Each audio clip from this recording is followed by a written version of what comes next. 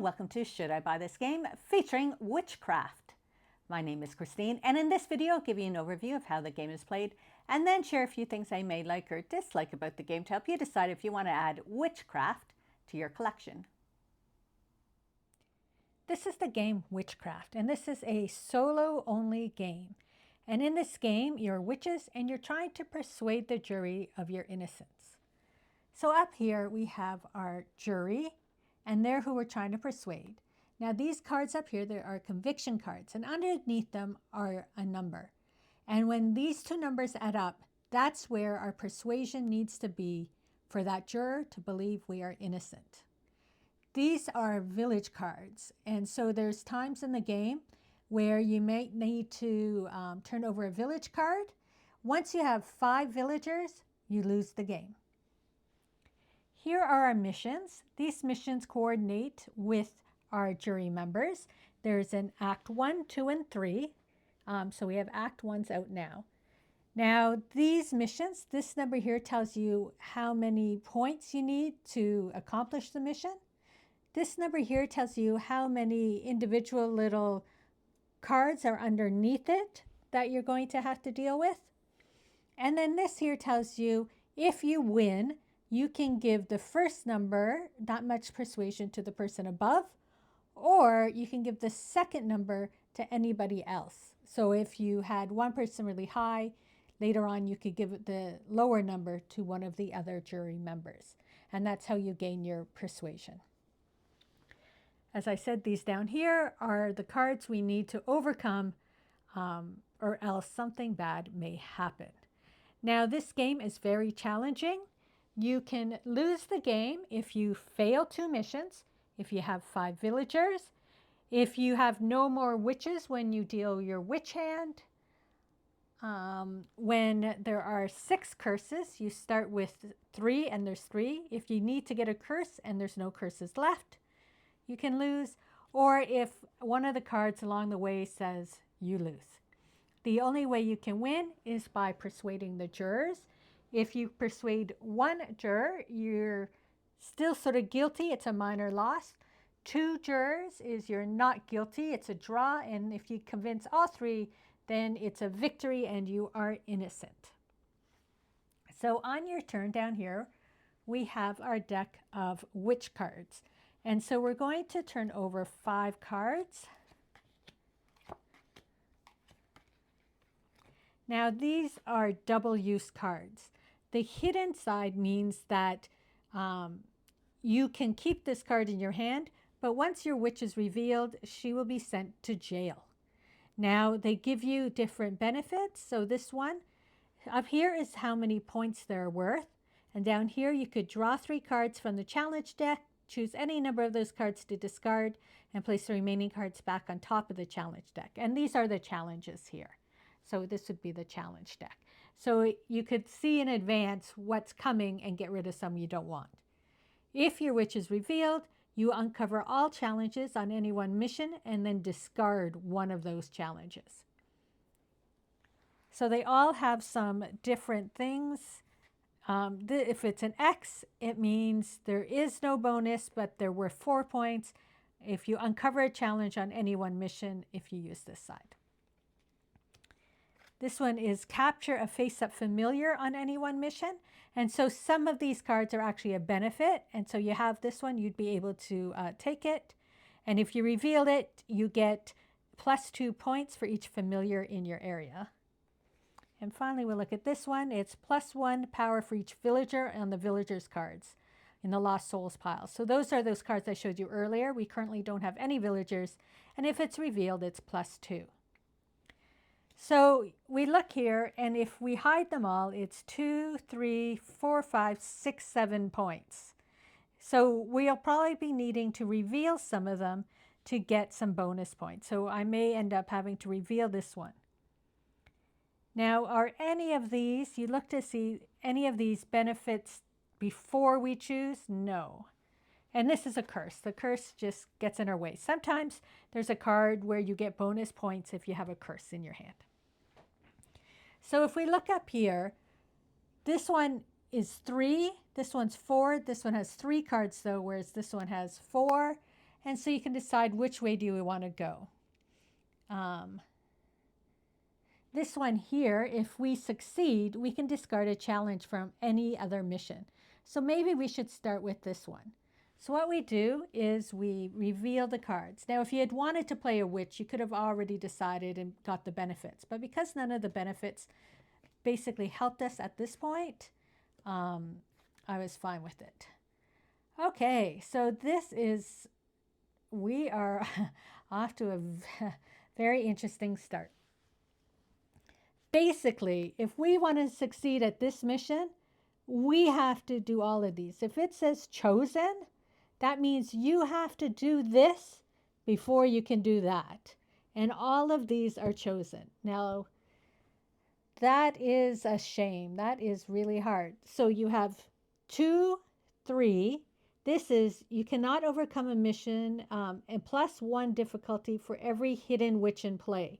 So any witch we decide we want to keep, we have to add a difficulty. So this is 2, 3, 4, 5, 6, 7, 8, plus whatever. If we want that, it's 12. How many points do we have down here? So I may give her up because it's 4, and we really need at least, if we want to do it, I don't even think we have enough. If we were to like just get rid of all of them, it would be 4, 5, 6, 7, 8, 9, 10, 11. We don't have enough to get rid of all of them. So we have to decide what we want to do.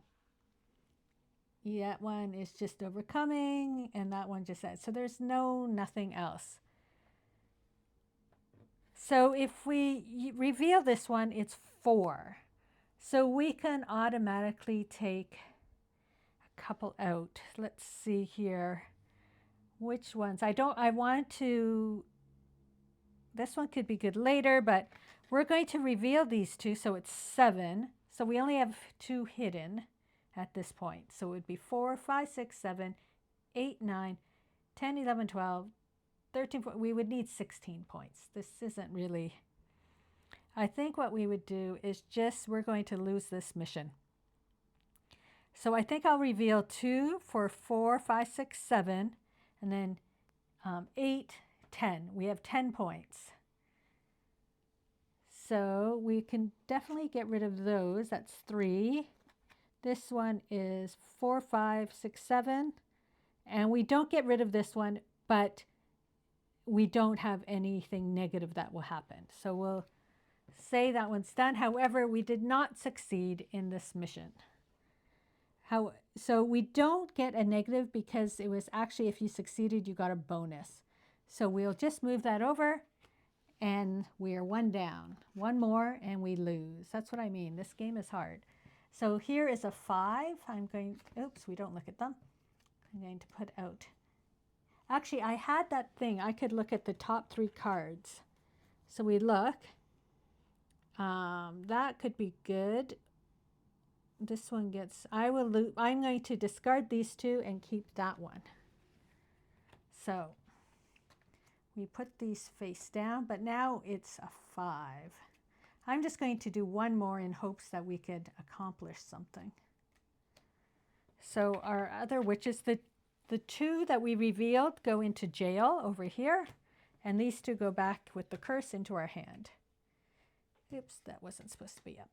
So we go 1, 2, 3, 4, 5 cards. We see what they're at. Oh, look at all the curses. So this one is for each Kent in play, including Catherine, discard a curse from your hand and then draw another card to replace it. That could be beneficial. This gets +1 power, though, for each curse, and we have 2. For each Lily in play, draw a card from the Coven deck, choose 1 card to put in your hand, and shuffle the others back in. And uncover a conviction card on any of the juror. Ooh, so that could be a good one.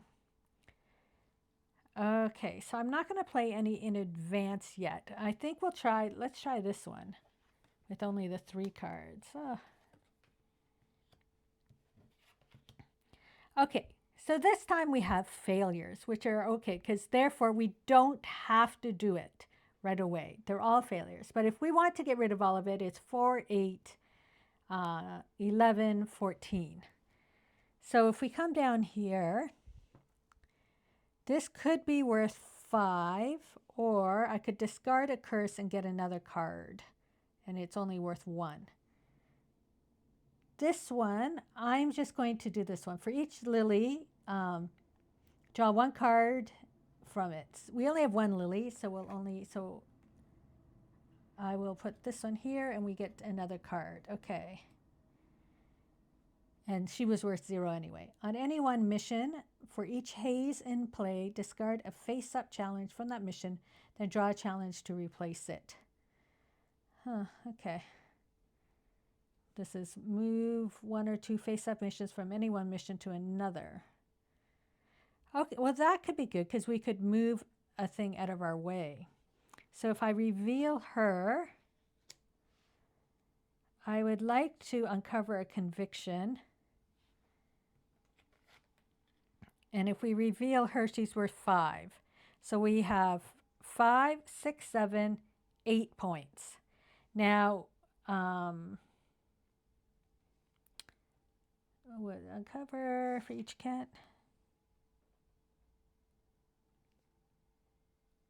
Oh, this one here, I could move up to move 1 or 2 face-up challenges from any one mission to another.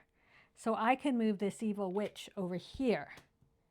So we have 5, 6, 7, 8, 9, 4, 5, 6, 7, this is 10.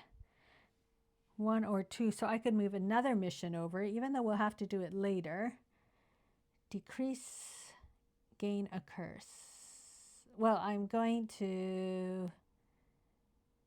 will move the witch over here. So now we only need 7 to do it. So we will put these 2 in jail. We will put those 2 back and all my curses. And I've had more than 7. And so therefore, I do not have to decrease this. I was able to reveal a conviction card. So you can see, so now we know that that one's at least a 3. And I succeeded, so I don't have to get a villager, and he gets 2.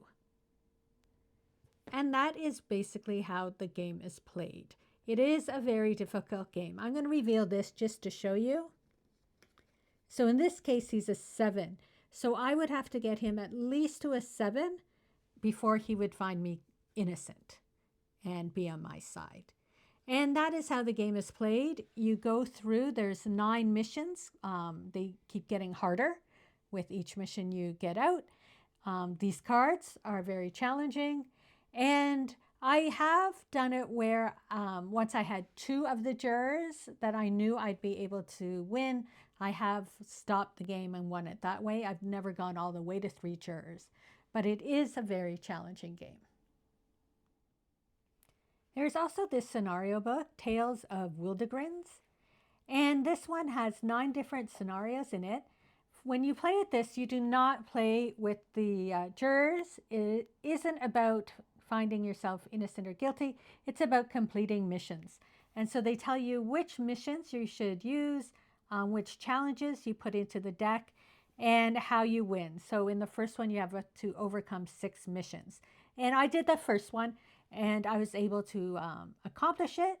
It was fairly straightforward, but I'm sure as you move through, it will be more and more difficult. So if you're looking just for another version of playing the game, the one thing you do is when you play regularly, there's 4 cards with the sun. You trade those cards out for the 4 cards with the moons. I'm always looking for some solo games, and so it's exciting to find ones like this that are very complex. There's a lot to this game, and it isn't an easy game, and so there's a nice challenge to it that really makes you think. Even though it's solo, you can also play cooperatively. I have had Gemma play with me to help maybe the 2 brains together could persuade the jurors of our innocence, because there are a lot of choices to make. So the one thing I do find though is you have to be able to give up some of your witches and reveal them. If you just want to keep them all, you're not going to win. There are cards in it that allow you to get witches back, either from jail or to recruit a new witch. So that's important as well. So you have to be willing to give up some of your witches in hopes of getting more back. Like the negatives is that it is challenging. Like you saw that first mission I did, I just lost. Everything was stacked against me and there was no way I was winning that with the hand I had. And so right there, you're halfway through to losing the game and you've only played one mission. So it is a very challenging game. If the theme interests you and you're looking for a really challenging solo game, then I would consider giving Witchcraft a try. I think this is actually similar to another game called Resist, which is the same idea but with a different theme. I haven't played it though. So you can check out Witchcraft if you're just looking for a really challenging solo-only game. And let me know in the comments if you've played this game and what you think of it.